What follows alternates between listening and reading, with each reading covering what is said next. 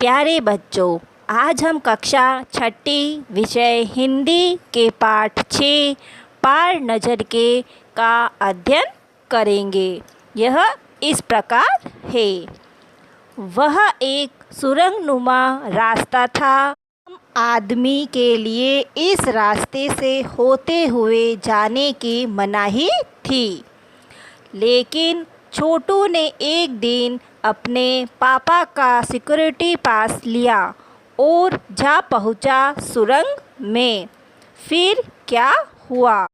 एक रास्ता था सुरंगनुमा, यानी गुफा वाला रास्ता था। वहाँ पर कोई एक आम आदमी उस रास्ते पे नहीं जाता, उनको मना ही थी वहाँ पर जाने की। लेकिन छोटू ने एक दिन उसके पापा का सिक्योरिटी कार्ड लिया और उस सुरंग के अंदर चला गया। और आगे क्या हुआ देखते हैं। छोटू, कितनी बार कहा है तुमसे कि उस तरफ मत जाया करो, फिर पापा क्यों जाते हैं उस तरफ रोज़ रोज़? यानी छोटू की मम्मी उसको बोलती, तुमको कितनी बार कहा है कि उस तरफ नहीं जाना है, तो फिर तुम रोज़ रोज़ उधर क्यों जाते हो? तो फिर छोटू ने बोला, तो पापा क्यों जाते हैं उस तरफ रोज़? पापा को काम पर जाना होता है। तो माँ ने बोला कि पापा को उस तरफ काम पर जाना होता है, इसलिए जाते हैं। रोज़ाना यही वार्तालाप हुआ करता था छोटू की माँ और छोटू के बीच। यानी रोज़ की बात हो गई थी। ये छोटू रोज़ उधर चला जाता था और रोज़ उतना छोटू को उसकी माँ उसको डांटती रहती थी। उस तरफ एक सुरंगनुमा रास्ता था और छोटू के पापा इसी सुरंग से होते हुए काम पर जाया करते थे। आम आदमी के लिए इस रास्ते से जाने की मनाही थी। उस सुरंग के अंदर से छोटू के पापा रोजाना काम के लिए जाते थे और उस रास्ते से आम आदमी को जाना मना था। चंद चुनिंदा लोग इस सुरंगनुमा रास्ते का इस्तेमाल कर सकते थे और छोटू के पापा इन्हीं चुनिंदा लोगों में से एक थे। यानी कुछ लोगों को चुन रखा था उस रास्ते से जाने के लिए, वही लोग उस रास्ते से जा सकते थे। उसमें से एक छोटू के पापा भी थे। आज छुट्टी थी और छोटू के पापा घर पर ही आराम फरमा रहे थे। आज छोटू के पापा की छुट्टी थी तो वह आराम से सो रहे थे। नज़र बचा चोरी चुपके छोटू ने पापा का सिक्योरिटी पास हथिया ही लिया और चल दिया सुरंग की तरफ। और वो चुपके से छोटू ने अपने पापा का सिक्योरिटी पास चुरा के और उस तरफ चल दिया। वैसे तो उनकी पूरी कॉलोनी ही ज़मीन के नीचे बसी थी। यह जो सुरंगनुमा रास्ता था, अंदर दिए जल रहे थे और प्रवेश करने से पहले एक बंद दरवाज़ा का सामना करना पड़ता था। दरवाजे में एक खांचा बना हुआ था। छोटू के खांचे में कार्ड डाला, तुरंत दरवाज़ा खुल गया। छोटू ने सुरंग में प्रवेश किया। अंदर वाले खांचे में सिक्योरिटी पास आ पहुंचा था। उसे उठा लिया। कार्ड उठाते ही दरवाज़ा बंद हुआ। छोटू ने चारों तरफ नज़र दौड़ाई। सुरंगनुमा वह रास्ता ऊपर की तरफ जाता था, यानी ज़मीन के ऊपर का सफ़र कर आने का मौका मिल गया था। छोटू का घर और उसकी कॉलोनी ज़मीन के नीचे थी। सुरंग को पार करने के लिए एक दरवाजे का सामना करना पड़ता था। तो वहाँ पर एक दरवाजे में खांचा बना हुआ होता था, तो उसके अंदर उस कार्ड को, सिक्योरिटी कार्ड को डालना होता था और उसको डालने से दरवाज़ा खुल जाता है और जो कार्ड है वो अंदर घिर जाता था। तो उस कार्ड को वापस उठाने से वापस दरवाज़ा बंद हो जाता था। अब छोटू को का सफ़र करने का मौका मिल गया था, मगर कहाँ, मौका हाथ लगते ही फिसल गया। सुरंग में जगह जगह लगाए निरीक्षक यंत्रों की जानकारी छोटू को नहीं थी, मगर छोटू के प्रवेश करते ही पहले निरीक्षक यंत्र के में संदेशप्रद स्थिति दर्शाने वाला हरकत हुई। इतने में छोटा कद का व्यक्ति सुरंग में कैसे आया? दूसरे निरीक्षक यंत्र में तुरंत छोटू की तस्वीर खींच ली। किसी एक नियंत्रक केंद्र में इस तस्वीर की जांच की गई और खतरे की सूचना दी गई। छोटू को मौका तो मिल गया आगे जाने का, लेकिन वह आगे नहीं जा पाया। उसके हाथ से यह मौका फिसल गया। यानी उस सुरंग के अंदर जगह जगह कैमरे लगे हुए थे और उसमें अगर कोई दूसरा व्यक्ति चला जाता था तो वहाँ पे एक लाइट लगी हुई थी, उससे पता चल जाता था कि कोई दूसरा व्यक्ति उस सुरंग के अंदर आया है।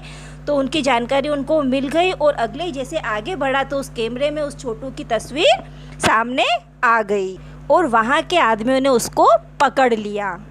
इन सारी गतिविधियों से अनजान छोटू आगे बढ़ रहा था, तभी जाने कहाँ से सिपाही दौड़े चले आए, छोटू को पकड़कर वापस घर छोड़ आए। घर पर माँ छोटू का इंतज़ार कर रही थी। बस अब छोटू की खैरियत न थी। छोटू के पापा न होते तो छोटू का बचना मुश्किल था। जैसे ही वह आगे बढ़ा तो वहाँ के सिपाहियों ने उसको पकड़ लिया और उसको अपने घर छोड़कर आ गए। घर पर उसकी माँ उसका इंतज़ार कर रही थी कि रोज़ रोज़ उसको समझाती थी कि उधर नहीं जाना है, फिर भी वह चला जाता, लेकिन उसके पापा ने उसको बचा लिया। छोड़ो भी, मैं इसे समझा दूंगा सब, फिर वह ऐसी गलती कभी नहीं करेगा।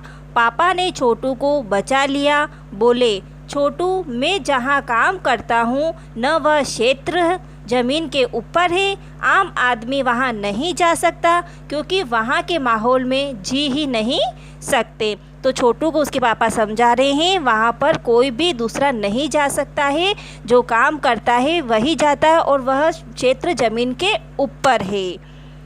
तो फिर आप कैसे जाते हैं वहाँ? छोटू का सवाल लाजिमी था, यानी छोटू ने बोला कि तो फिर आप कैसे जाते हो वहाँ पर? मैं वहाँ एक ख़ास किस्म का स्पेस सूट पहनकर जाता हूँ। इस स्पेस सूट से मुझे ऑक्सीजन मिलता है जिससे मैं सांस ले सकता हूँ। इसी स्पेस सूट की वजह से बाहर की ठंड से मैं अपने आप को बचा सकता हूँ। ख़ास किस्म के जूतों की वजह से ज़मीन के ऊपर मेरा चलना मुमकिन होता है। ज़मीन के ऊपर चलने फिरने के लिए हमें एक विशेष प्रकार का प्रशिक्षण दिया जाता है। तो उसके पापा ने बोला कि मैं एक ख़ास में किस्म का स्पेस सूट यानी यहाँ के कपड़े पहनता हूँ और वहाँ उसमें से मुझे ऑक्सीजन मिलती रहती है और मैं उससे सांस लेता हूँ और बाहर की ठंड जो होती है वो उससे मुझे बचाती है और जो जूते हैं वो मुझे चलने में सहायता देते हैं और हमको वहाँ पर चलने फिरने के लिए एक ख़ास प्रकार की शिक्षा दी जाती है। छोटू सुन रहा था।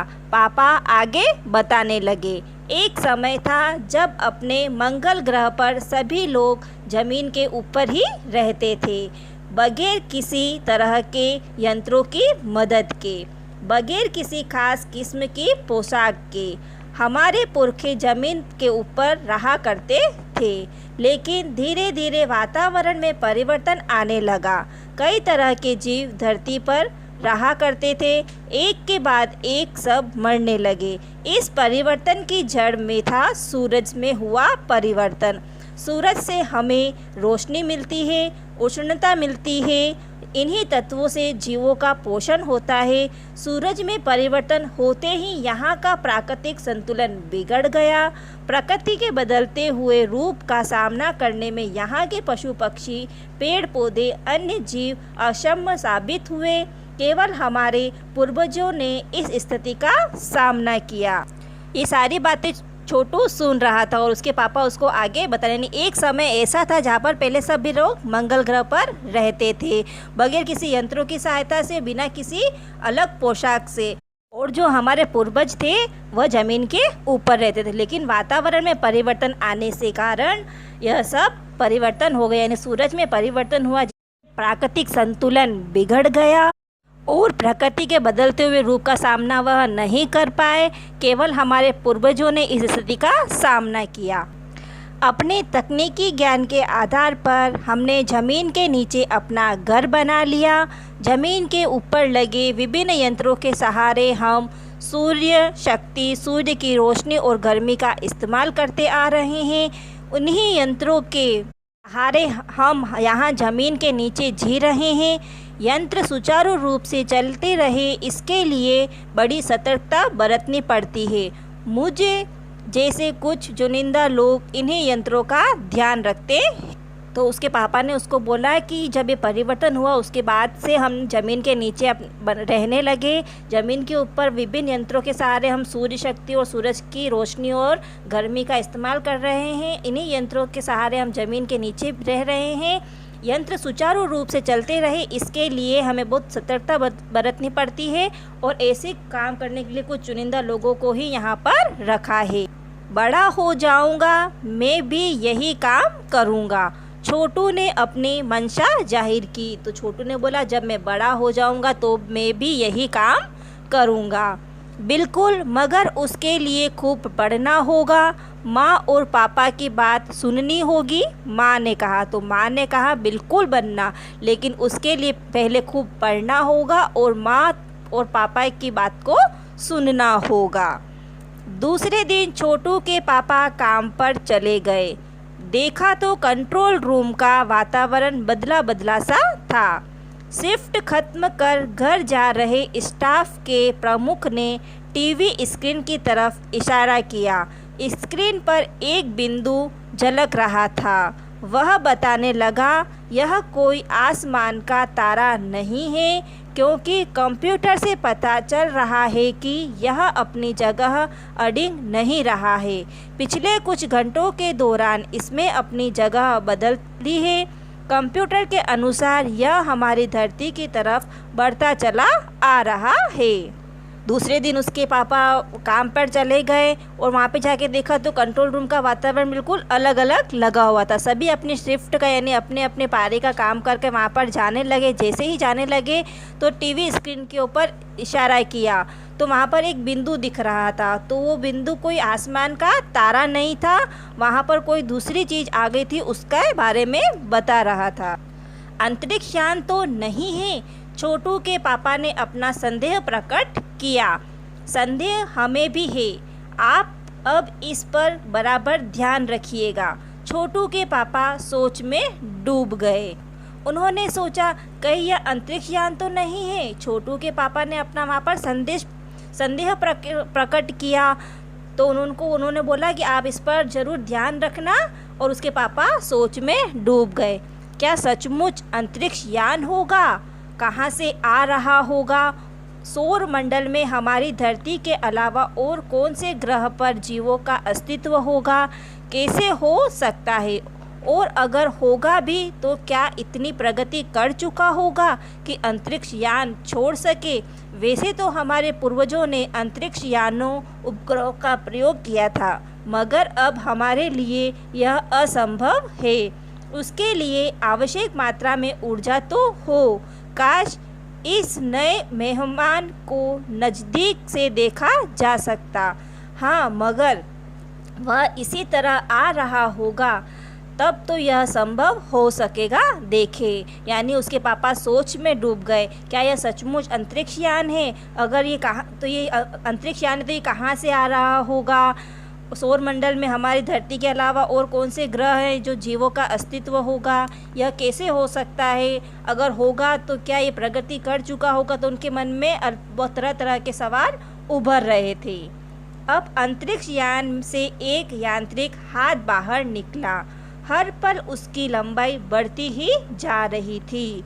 छोटू के पापा ने अवलोकन जारी रखा, यानी उन्होंने देखा कि अब जो अंतरिक्ष यान था उसमें से एक हाथ बाहर निकला और वह उसकी लंबाई बढ़ती ही जा रही थी।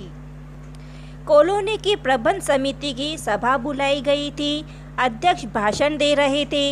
हाल ही में मिली जानकारी से पता चलता है कि 2 अंतरिक्ष यान हमारे मंगल ग्रह की तरफ बढ़ते चले आ रहे हैं। इनमें से एक अंतरिक्ष यान हमारे गिर्द चक्कर काट रहा है।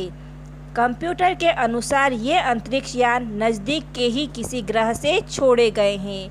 ऐसी हालत में हमें क्या करना चाहिए, इसकी कोई सुनिश्चित योजना बनानी जरूरी है। नंबर 1, आपका क्या ख्याल है? कॉलोनी में प्रबंध समिति में सभा बुलाई गई। उन्होंने सभी को सूचना दी कि अंतरिक्ष यान हमारे मंगल ग्रह की तरफ बढ़ रहे हैं। उसमें से एक तो हमारे इर्द गिर्द ही चक्कर लगा रहा है। कंप्यूटर के अनुसार अंतरिक्ष यान नज़दीकी ग्रह से छोड़े गए हैं। तो अब हमको इसकी योजना बनानी है। तो नंबर 1, आपका क्या ख्याल है? कॉलोनी की सुरक्षा की पूरी जिम्मेदारी नंबर 1 पर थी। उन्होंने कुछ कागज समेटते हुए बोलना आरंभ किया। इन दोनों अंतरिक्ष यानों को जलाकर खाक कर देने की क्षमता हम रखते हैं, मगर इससे हमें कोई जानकारी हासिल नहीं हो सकेगी। अंतरिक्ष यान बेकार कर ज़मीन पर उतरने पर मजबूर कर देने वाले यंत्र हमारे पास नहीं है। हालांकि अगर ये अंतरिक्ष यान खुद ब खुद ज़मीन पर उतरते हैं तो उन्हें बेकार कर देने की क्षमता हमें अवश्य है। मेरी जानकारी के अनुसार इस अंतरिक्ष यानों में सिर्फ यंत्र है, किसी तरह के जीव इसमें सवार नहीं हैं। नंबर 1 को पूरी कॉलोनी की सुरक्षा की जिम्मेदारी थी, तो उन्होंने बोला हम इस अंतरिक्ष को जलाकर खाक तो कर देंगे, उसकी क्षमता है हम में, लेकिन अगर हम उसको नष्ट कर देंगे तो उनको जानकारी नहीं मिलेगी कि कहाँ से आया और कहाँ से नहीं आया। और हमारे पास ऐसा कोई यंत्र नहीं है कि हम उसको मजबूर कर दें कि वो नीचे उतरे। हालांकि अगर ये खुद अपने आप नीचे उतर जाएगा तो हम उसको नष्ट कर सकते हैं, लेकिन उसके अंदर कोई मानव नहीं है। नंबर 1 की बात सही लगती है। नंबर 2 एक वैज्ञानिक थे, वे बोले हालांकि यंत्रों को बेकार कर देने से भी खतरा है, इनके बेकार होते ही दूसरे ग्रह के लोग हमारे बारे में जान जाएंगे, इसलिए मेरी राय में हमें सिर्फ अवलोकन करते रहना चाहिए। नंबर 1 की बात सही लगी, लेकिन जो नंबर 2 था वो एक वैज्ञानिक, उन्होंने बोला कि यंत्रों को बेकार तो कर देंगे लेकिन उससे हमें बहुत खतरा होगा और दूसरे ग्रह के लोगों को हमारे बारे में पता चल जाए। मेरी राय है कि सिर्फ हमें अवलोकन करते रहना चाहिए। जहाँ तक हो सके हमें अपने अस्तित्व को छिपाए ही रखना चाहिए, क्योंकि हो सकता है जिन लोगों ने अंतरिक्ष यान भेजे हैं वे कल को इनसे भी सक्षम अंतरिक्ष यान भेजें। हमें यहाँ का प्रबंध कुछ इस तरह रखना चाहिए जिससे इन यंत्रों को यह गलतफहमी हो कि इस ज़मीन पर कोई भी चीज़ इतनी महत्वपूर्ण नहीं है कि जिससे वे लाभ उठा सके। अध्यक्ष महोदय से मैं यह दरख्वास्त करता हूं कि इस तरह का प्रबंध हमारे यहाँ किया जाए। नंबर 3 सामाजिक व्यवस्था का काम देखते थे। नंबर 3 जो थे वह एक सामाजिक व्यवस्था की देखरेख का काम करते, तो उन्होंने बोला कि हमें हमारे अस्तित्व को भी छुपाए रखना चाहिए, क्योंकि आज तो उन्होंने 2 अंतरिक्ष यान भेजे, वो कल बड़े सक्षम अंतरिक्ष यान भेजे कि वे अपना लाभ उठा सके। उनकी बात के जवाब अध्यक्ष कुछ बोलने ही जा रहे थे कि फ़ोन की घंटी बजी। अध्यक्ष ने चौगा उठाया। 1 मिनट बाद सभा को संबोधित करते हुए उन्होंने कहा, भाइयों, अंतरिक्ष यान क्रमांक 1 हमारी ज़मीन पर उतर चुका है। वह दिन छोटू के लिए बड़ा ही महत्वपूर्ण दिन था। पापा उसे कंट्रोल रूम ले गए थे। यहाँ के से अंतरिक्ष यान क्रमांक 1 साफ नज़र आ रहा था। कैसा अजीब लग रहा है, यहाँ इसके अंदर क्या होगा? छोटू ने पूछा। नंबर 3 के जवाब का उत्तर देने ही वाले कुछ बोलने ही वाले थे अध्यक्ष, जितने में फ़ोन की घंटी बजी और उनको संबोधित करते हुए बोला कि जो अंतरिक्ष यान हमारे इधर आ रहा था वह ज़मीन पर उतर चुका है और ये छोटू के लिए सबसे बड़ा महत्वपूर्ण का दिन था, क्योंकि उस दिन छोटू अपने पापा के साथ कंट्रोल रूम पर गया था। तो वो छोटू ने उसके पापा को पूछा, कैसा अजीब लग रहा है ये, इसके अंदर क्या होगा? अभी नहीं बताया जा सकता, से ही उसका निरीक्षण जारी है। उस पर बराबर हमारा ध्यान है और उसके हर अंग पर हमारा नियंत्रण है। वक्त आने पर ही हम अगला कदम उठाएंगे, छोटू के पापा ने बताया। उन्होंने छोटू को एक कंसोल दिखाया जिस पर कई बटन थे, यानी उसके पापा ने उसको बोला अभी हम कुछ नहीं कर सकते, हम अभी पहले उसको दूर से ही देखेंगे और उसका अध्ययन करेंगे।